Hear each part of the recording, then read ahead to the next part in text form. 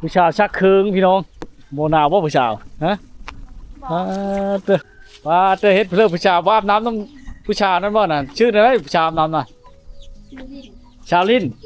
ตอนนี้กำลังเสริมสวยเนาะชาวบ้านธาตุในงามผู้คนชาวผู้ไทยบ้านเฮาเลยพี่น้องเลยได้มาสัมผัสเนาะข้าดองแพงหมู่บ้านชุดยอดเลย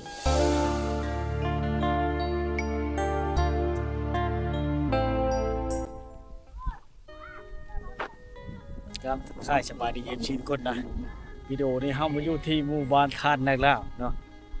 เมืองเวลาบุรีเป็นเศรษฐกิจเนาะภาพน้องมาเที่ยวชม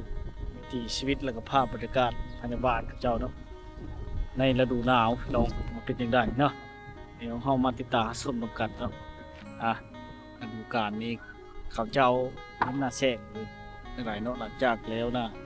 ปีเลยเนาะน้องเลยเนาะแปลว่ามาหมู่บ้านนี้เป็นวิวที่งดงามมีผาภูเขาอ้อมหอบเนาะข้างนี้พี่น้องข้างคุณดีกว่าข้างนั้นจะเป็นข้างเขาพระธาตุนางลาวเนาะหมู่บ้านเขานี้เป็นชนเผ่าไทยเลยท่านผู้ชมเนาะว่างนี้นี่ในฤดูฝนน้ำจะอ้างเนาะน้ำจะอ้างไปเลยคนเนาะได้ลมแห้งอากาศลมไปพี่น้องเนาะเดี๋ยวมาฮอดกับค่ำเลยฤดูกาลนี้ช่วงหลายพี่น้องเขาจะเอาไปให้ไปโชว์พี่น้องเนาะและก็เป็นมีสิ่งศักดิ์สิทธิ์คู่บ้านคู่เมืองนั่นก็คือพระธาตุนางลาวเนาะธาตุทางลาวได้พี่น้องเลยเนาะเขาเจ้าเป็นสิ่งศักดิ์สิทธิ์คู่บ้านคู่เมืองของชนเผ่าผู้ไทยเขานะพี่น้องเลยเนาะนั่นก็คือพระธาตุนางลาวเนาะ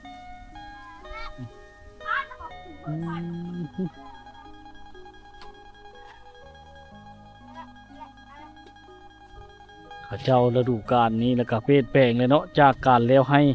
แล้วหน้าก็หันมาสู่การปลูกผักกินพี่น้องเนาะขอถ่ายเด้อขอรีวิวโชว์น้ำเนี่ยเต้อพี่น้องโชว์ล่าหน่อยเนาะชาญนั้นปากกาตาดนี่แล้วยังบุคักพี่น้องเลยต้องได้ใช้เชือกผ้าบัดนี่เนาะถูกใจย่านไก่เฮานะเขาเลยป้องมึงเยอะนึงนี่พอเราจะเชื่อผ้าบัดเลยพี่น้องเนาะผ้าบัดกับล่มเฮ็ดหาดมดผ้าบัดเก่าเลยว่าพักเรากำลังปลูกไม้เลยพี่น้องอันนี้เนาะนี่ใส่ด้วยพุ่นคอกเนาะพุ่นขี้โง่ขี้แก้บทุกคนหรือเปอะเข้าเนาะผู้พักเทพพี่น้องแต่ผักฉลาดเรากำลังขึ้นมือบุภารกิจเนาะเอาน้ำมันจะเลยสะพดนะน้ำใดบ่น้ำปูเมาน้ำใดเอาบ่แม่นบ่อันน้ำมาแต่ภายนะมันบ่ได้มาประเทศนี้มันบ่ถึงบ่ไม่ไปยังฉีเป้งเขาบ่โป้มาแต่หันนะหรือว่า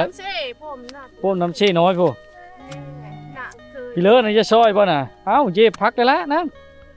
เย็บพักแล้วเน่เย็บแล้วปลาได้พี่เลิศเฮ้ยนะบ่ของแนวงามมันมีฮอดหวีพุ่นน่ะปลาเห็ดชาวแต่น้อยแท้พุ่นลูกสาวป่ะนี่โอ้จะปุ๊พี่เลิศนี่พักกล้ำจะปุ๊พักกล้ำมันเป็นคุ้มนี่ได้เบิ่งได้ชีมซับปีนใช่ได้นะเอาไปละดูนี่ละขยันพี่น้องผู้ไทยเฮาพี่น้องไอ้น้องผู้เลิศมาเห็นมากายนี่นะบริยูบริเช่าเนาะเฮ็ดยูเฮ็ดกินย่าเฮ็ดหน้าแล้วก็มาหั่นมาเฮ็ดพักนั่นดูแลงนี่พี่น้องเนาะเอ็ดมะโม่บ่ชุเจ้าแถวบ้านเฮานี่ได้เขาเอ็ดทั้งเลิศทั้งไปทั้ง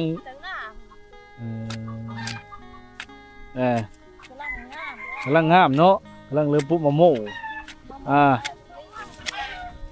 มะม่วงมัสลีพี่น้องเนาะ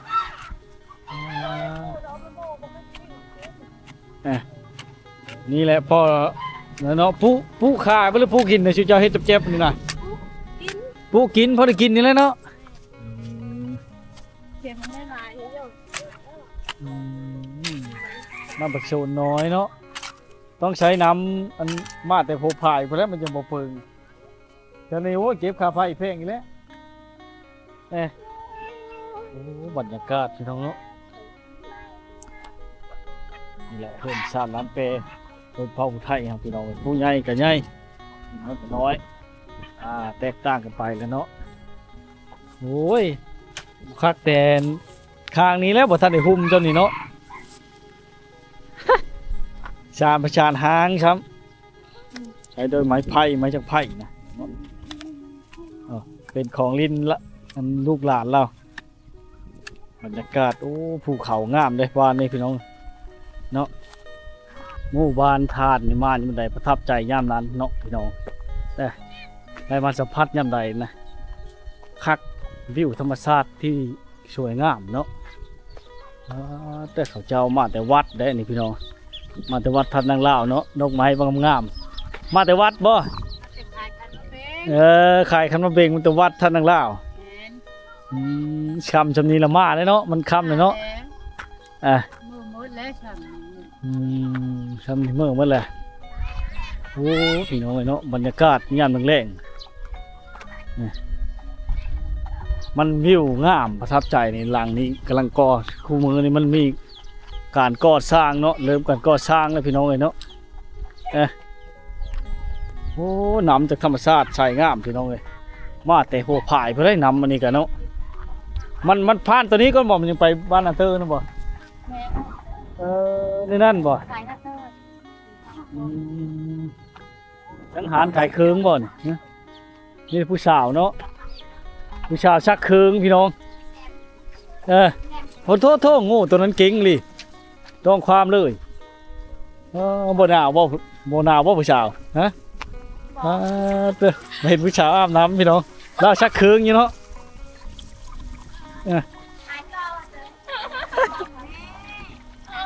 บรรยากาศงามแรงเนาะผู้สาวอาบน้ำนะเราชักเคืองมันเป็นเราอาบน้ำพี่น้องเรามาชักเคืองอีกชื่อนี่เนาะบ่อนอาบน้ำเนี่ยจะเห็นภูเขาเนาะงามพี่น้องเนาะวิวธรรมชาติที่งามเลยหมู่บ้านข้าเจ้าเนี่ยเนาะจะมีภูเขาคางนี่กันเนาะคางนี่ก็มีอยู่เลยเนาะคางนี่ก็มีเนาะเรียบตามทรายเลยแถวคนเฮิร์นเคอนี่นะพี่น้องเฮิร์นเคอหรือเฮิร์นไกเนาะเขาเจ้าจะอาบเล่นผู้ทั้งนั้นก็เกมอาบน้ำนั่นแหละพี่น้องเนาะและใดเขาเจ้าเนี่ยปุ่มตรงนี้เลยพี่น้องสบายเนาะเขาปุ่มตรงนี้เลยพี่น้องคนแถวใกล้นี่ถือว่าใช้น้ำนั่นนี่เลยนะเอาเวลาไปใช้แก้ไขในชีวิตครอบครัวเนาะก็เห็นแหละจะได้รีวิวทีนี้แล้วเราอายแห้งเลยพี่น้องเลย รถผมเป็นยังเนาะเบื้องบรรยากาศชื่อว่าจะเห็นเพื่อนผู้ชายว่าน้ำต้องผู้ชายนั่นบ่น่ะชื่ออะไรผู้ชายน้ำน่ะชาลินชื่อเจ้าว่าบ่อ้าวอะไรแล้วชื่อชาอาบแล้วเลยโอ้ยน่าเสียดายมากพระท่านจะผู้ชายน้ำพี่น้อง ผู้ชายน้ำมากพระท่านจำตอนนี้กำลังเสริมสวยเนาะชาว13-14 ปีนะพี่น้องประมาณนั้นเลยเนาะยังเห็นอยู่บ่เจอแล้วอ้อเลยเอาโพเลยยังมาท่านเอาโพมันไก่บ่ครับวานเท่าอย่างนี้อ้อไปเถอะไปเฮ็ดไปบ้านแล้วคนเฮ็ด ว่าไปเฮ็ดอยู่ชุมบ่แล้วดีกว่ามันทางมันมันมีรถเลยอ้อเราเฮ็ดไปบ้านคนนี้ประเทศอยู่เชื่อชาวพาไปล่างบ่นี่ยุดชุมปุ๊โอ้ใครแน่แล้วบ่เห็นอยู่ชุมไปในเลิกพาไปล่างบ้านฝนตกน้ำท่วมทางเอาอีกแล้วทางก็ยากได้ทางก็ยาก ชาวบ้านธาตุในงามผู้คนชาวผู้ไทยบ้านเฮาเลยพี่น้องเพิ่นเลยได้มาสัมผัสเนาะขนมแพงบ่บ้านชื่อยอดนี่ แพงเลย มีเพลงในนั้นบ่50 ล้านคำชงบ้าน อ๋อ บ่ฮอดเนาะชื่อขออนุญาตถามชื่อเลยเจ้าว่า จอย สาวจ้อยนี่ได้จ้ะสาวจ้อยสาวชิงยังโสดอยู่พี่น้องผู้หนึงยังเห็นอยู่สาวเฉลิมเนาะโสดอยู่เด้อ FC คนไทยเห็นเนาะสนใจวิวบ้านเราในงามขนาดคันอยากมาเที่ยวมาชมแล้วก็มีสิ่งศักดิ์สิทธิ์เนาะพุ่นอยู่พุ่นพี่น้องเพิ่นเลยจะมากราบูชาขอพรนะพระธาตุนางลาวเนาะเป็นสิ่งศักดิ์สิทธิ์แต่ตั้งแต่บูฮานนะแต่บูฮานได้บ้านเราชนเผ่าผู้ไทยที่แท้จริงพี่น้องเนาะบ้านแต่ละเธอบ่เคยเห็นผู้สาวมันนี่บังเอิญขนาดไหนมาเจอสาวสวยมาทั้ง3 คนเลยผู้หนึงกำลังชักเคิงอยู่พี่น้องเลยมาเบิ่งสาวเสริมสวยดีกว่า เด้อเป็นเลิกคือออกเห็นจะไปเฮ็ดงานบ่ ไปม้อยไปแล้วมาพักผ่อน เอาไปแล้วไปเฮ็ดงานอยู่ไทยบ่ได้อยู่เวียงจันทน์นี่ อยู่เอง ไปเฮ็ดงานอยู่เวียงนี่คือบ่ไปเฮ็ดงานอยู่ไทยเงินเดือนแพงเด้อครับว่าบ่ฮอด18 ปีแล้วไปบ่ได้ย้อนว่าบ่มีเงินเราก็เนาะพี่น้องมีเงินซื้อรถจักรขี่ไปโรงเรียนเที่ยวไกลต้องได้ใช้รถจักรมอเตอร์ไซค์เฮ็ดให้เราได้ออกไปสาวจอยเนาะสาวเชื้อดำพี่น้องจะได้ออกไปสิเห็นกันเลยเนาะสภาพบ้านเขาเจ้านี่ยามแล้งก็ดูดีไปนิดนึงเนาะตกยามตกกันยามแล้งนี่เพิ่นเป็นหมอกควันตกยามฝนเพิ่นเป็นขี้ตกเส้นทางเนาะ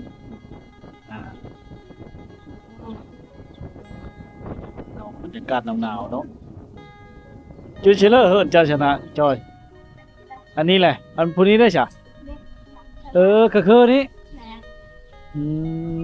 แต่เก้ามาเห็นคือปุ๊บเท่จ้ะบ่แม่นบ่แม่นเจ้านี่บ่ช่องเห็นแล้วแวบแล้วนะเจออยู่บ่ค่อยมาลิ้นนั่งนี่นี่เราไปอยู่แล้วเราไป กอเก๋เราไปเรื่อย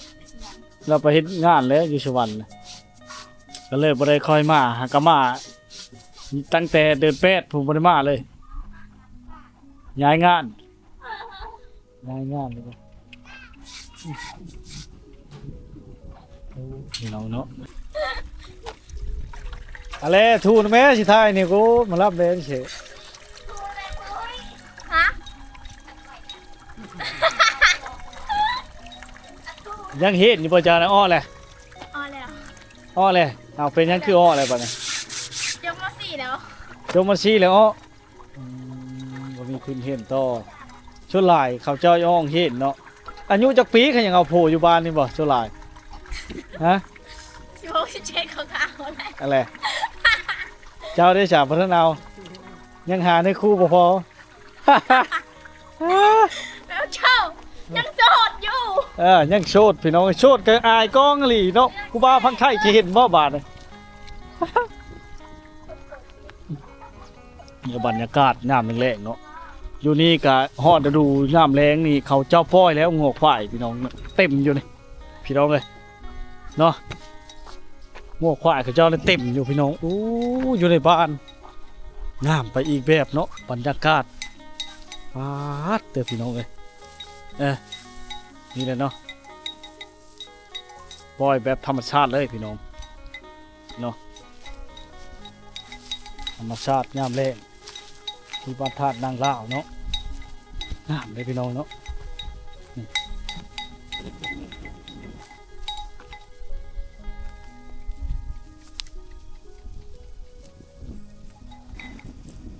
โอ้ควายเขาเจ้านี่เนาะหากินตามกลางบ้านแบบเลี้ยงง่ายๆเลยพี่น้องไป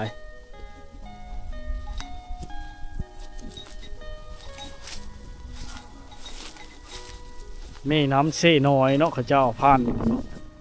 ผ่านมันพี่น้องมีน้ำเซ่น้อยผ่านมาเนี่ยเนาะไหลมาแต่หัวพายนาเตอร์เนาะมันขึ้นกับ บ้านนาเตอร์เขาเลยเอิ้นหูผายนาเตอร์เนาะแต่อาจจะผ่านบ้านธาตุผ่านบ้านธาตุลงพุ่นละทางนาพระธาตุนางลาวคำมันบ่ค่ำเดียวสิไปรีวิวพระธาตุนางลาวให้พี่น้องได้ติดตามชมเนาะยันแต่มันค่ำก่อนนะพี่น้องเลยเนาะบรรยากาศพี่น้องเนาะยามหนาวๆนี่เขาเจ้าเฮ็ดตูบนอนอยู่ที่เถียงหน้าชมวิวธรรมชาติเนาะในบ้านธาตุนี่ได้พี่น้องเห็นอยู่ในบ้านธาตุเนาะก้อนเข้าหน้าเนาะมียังได้ชวิงช้อนยังนี่ นี่เทียมผู้หอย ปลาชิวขี้ห้อยมาอันนั้นพอทำท่าเช็คปุยเฮ้ยพอช่อยว่าพี่ ลุงช พ อ อบ ช่อยเฮ้อคอยเอาเข้าเอานำไปเฮ้อแล้วเลยคอยว่าบ่ถือกันยะคอยถือยะคอยถือมือบ่ได้บ่ได้ก็บ่ได้แล้วล่ะว่าคอยอย่าฮือเจ้าคอยอย่าให้เป็นที่ระลึกว่าคอยก็บ่เคยได้จักไผเอาเข้าเอามีเอาปลากระป๋องเอาเชือกันหนาว lại có đứa mà tài ở đây chùa có chùa đó mà tài ở đây ให้แล้วนะ ai hầu tu mi đó đó ตุยนี่บ่ có mà tài ở đi ว่าพี่น้องเปล่า โดย